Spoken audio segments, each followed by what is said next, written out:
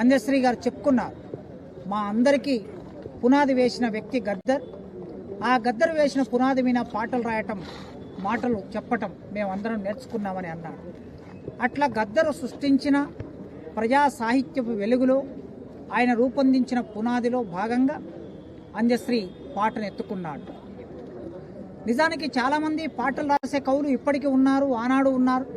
గద్దరన్నతో సమకాలీనంగా గూడ అంజన్న లాంటి వాళ్ళు, చెరబండరాజు లాంటి వాళ్ళు పాటలు రాశారు.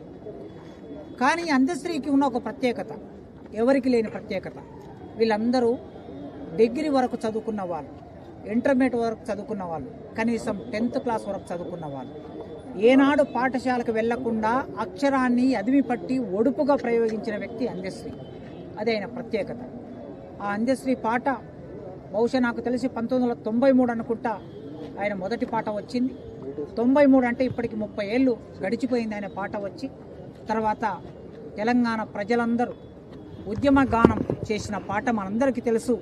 ఆనాడు రోడ్డు మీద పోరాటం, ట్యాంకు బండి మీద పోరాటం, నెక్లెస్ రోడ్డు మీద పోరాటం, పాఠశాలలో పోరాటం, కళాశాలలో పోరాటం. ఎక్కడ పోరాటం నడిచినా జయ జయ తెలంగాణ అనేది ఆ పాట అనధికారికంగా రాష్ట్ర గీతంగా మారింది. మా తెలుగు తల్లికి మల్లెపువ్వు దండ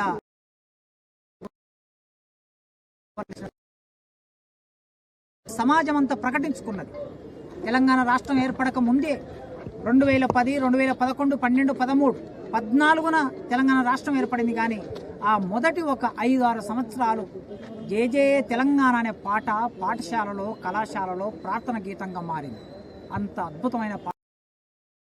దాంతోపాటు మాయమైపోతున్నాడమ్మో మనిషన్నవాడు అని, ఈ సమాజంలో మనిషికి మానవీయ సంబంధాలు, మానవ సంబంధాలు తెగిపోతున్నప్పుడు డబ్బు కట్టలు మాత్రమే విలువనిస్తున్న రోజుల్లో మాయమైపోతున్న మనిషి గురించి గోస చెందాడు. అలా సమాజంలో ఏ సందర్భంలో ఏ అంశం మీద పాట రాయాలనుకున్నా అందశ్రీది ప్రత్యేకమైన ధోరణి. గద్దరన్నలాగా రాయడానికి చాలామంది ప్రయత్నం చేశారు, గోరెటెంకన్నలాగా రాయడానికి చాలామంది ప్రయత్నం చేశారు, గూడ అంజన్నలాగా రాయడానికి చాలామంది ప్రయత్నం చేశారు. కానీ అందశ్రీ ఎవరిలాగా రాయలేదు. అందశ్రీలాగా రాశాడు. ఆయనకి చాలా సహజంగా పుట్టుకతోనే పద్యం మీద పట్టొచ్చింది, ఛందస్సు మీద పట్టొచ్చింది, అలంకారాల మీద పట్టొచ్చింది. అందుకే ఛందోబద్ధంగా పాటని రాసి అందరి చేత మెప్పించగలిగిన శక్తి అందశ్రీకి ఉన్నది.